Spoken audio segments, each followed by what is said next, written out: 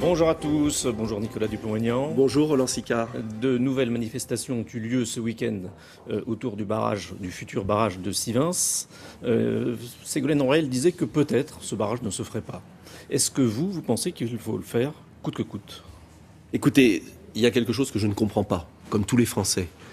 43 des 46 conseillers généraux, toutes tendances politiques de ce département, ont décidé ce barrage, qui n'est pas si gigantesque que cela. Le gouvernement a soutenu ce barrage. Et maintenant, le même gouvernement, Madame Royal, nous dit « Ah, si on avait décidé maintenant, il n'aurait pas lieu. » Ça veut dire quoi? Mais quelle est l'autorité? Entre-temps, il y a eu un mort. Bien sûr qu'il y a eu un mort. Et c'est tragique. Et on ne peut penser qu'à sa famille, à ce jeune. Car dans une démocratie, avoir un mort pour un barrage, c'est qu'il y a quelque chose qui ne tourne pas rond. Il reste que, est-ce que ce barrage est utile ou pas à l'économie, aux agriculteurs? Il y a un rapport assez mitigé là-dessus. Il y a un rapport mitigé, mais alors pourquoi ce rapport n'est pas sorti avant? Pourquoi l'État n'a pas fait son travail? On est, confondu devant tant d'amateurisme. On a l'impression d'un gouvernement qui navigue à vue, au jour le jour. Et cela n'est pas acceptable. Car à ce moment-là, ça veut dire que dès qu'il y aura une manifestation sur n'importe quel projet, on arrête. On ne gouverne plus. Le pays est à l'arrêt complet. Il a peur de lui-même. Ça ne peut pas continuer. Vous pensez que ça manifeste une crise de la démocratie? Ça manifeste une crise de l'autorité. Ça manifeste aussi peut-être une crise en amont. Mais encore une fois, la plupart des acteurs locaux, ils sont favorables à ce barrage. Moi, je fais confiance aux acteurs locaux. Enfin, ils ont été favorables. Ah bah parce oui. que le Conseil général maintenant dit... maintenant, il renvoie sur le gouvernement, qui lui-même renvoie sur le Conseil général. Mais tout ça n'est pas sérieux. Parce que si on décidait, si on vivait comme ça, comment le pays peut fonctionner dorénavant? Est-ce qu'il faut un référendum local, par exemple? Pourquoi pas? D'ailleurs, on verra que ceux qui viennent manifester n'habitent pas le coin. Et que ceux qui ont demandé ce barrage vivent sur place et savent ce qui est bon pour leur territoire. Autre sujet très différent, Bernard Cazeneuve, le ministre de l'Intérieur, est aujourd'hui à Calais, où affluent les clandestins. On a l'impression que c'est un problème sans fin. Écoutez, moi j'ai été à Calais pendant la campagne européenne et j'ai rencontré les clandestins. J'ai rencontré aussi une population qui n'en peut plus. Si ce qui se passe à Calais existait dans un des beaux quartiers de la capitale, à Saint-Germain-des-Prés ou dans le 16e ou dans le 8e à côté de l'Élysée, je peux vous dire que l'affaire serait réglée. Mais c'est à Calais, donc tout le monde s'en fiche. La réalité, c'est qu'aucun gouvernement n'a voulu traiter en amont le problème. Et la réalité, c'est que l'Angleterre contrôle ses frontières, alors que la France ne contrôle plus ses frontières. Et que la seule solution, c'est de suspendre Schengen.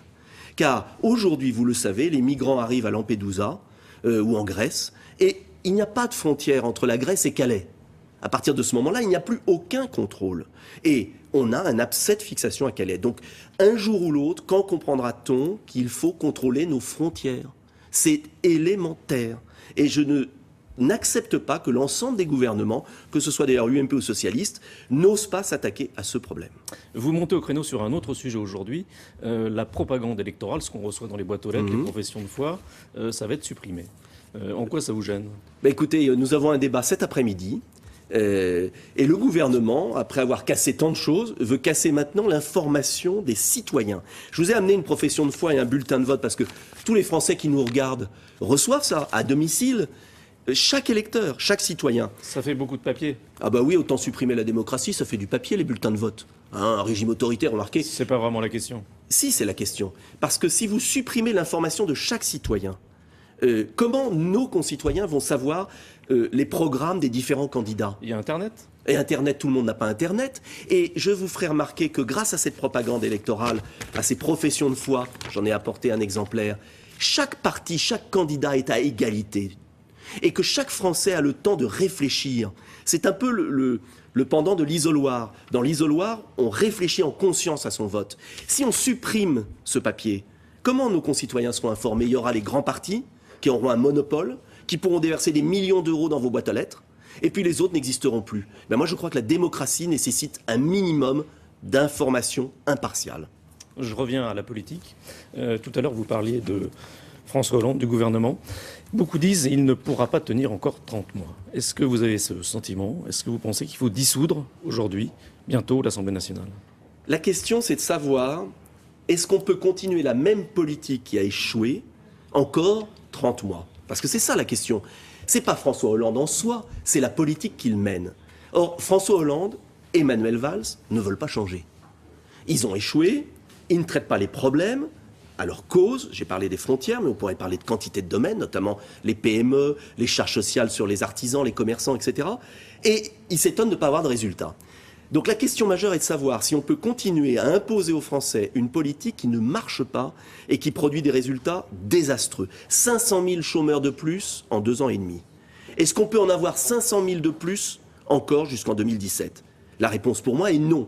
Alors ça veut dire quoi ? Soit le gouvernement change de politique, il ne le veut pas, soit le président s'en va, il ne le veut pas, soit il dissout, ce qui serait la meilleure solution parce qu'ainsi les Français auraient la parole par leur bulletin de vote dont je parlais il y a un instant. C'est ça l'enjeu. Mais on ne peut pas lui imposer. Quelle est la meilleure opposante, la première opposante ? Les Français répondent Marine Le Pen. Ça vous surprend ? Non, ça ne me surprend pas puisque l'UMP a disparu. Et en vérité, si j'ai quitté l'UMP il y a quelques années, c'est parce que j'ai compris qu'il ne voulait pas changer le cadre de l'action politique. On parlait des frontières, on pourrait parler de la baisse des charges, on pourrait parler des travailleurs détachés. Si on ne change pas le cadre européen de cette mauvaise Europe, parce qu'on peut construire une belle Europe, eh bien on n'aura pas d'autres résultats. Donc les Français, ils ont compris que l'UMP mènerait exactement la même politique. Pour autant, est-ce qu'il faut passer... dont parle Marine Le Pen ? Oui, mais est-ce qu'il faut passer par Madame Le Pen et sa famille pour contrôler nos frontières, baisser les charges sur les PME ? Pourquoi aller au Front National alors même qu'on pourrait changer les choses de manière plus sereine, plus calme, avec du bon sens ? C'est ce que je propose. Merci. William, c'est à vous. Merci, messieurs. La météo maintenant, c'est avec Anaïs Baïdemir. Prenez le large en regardant la météo avec Massif, assurance, banque, santé. Alerte des pluies qui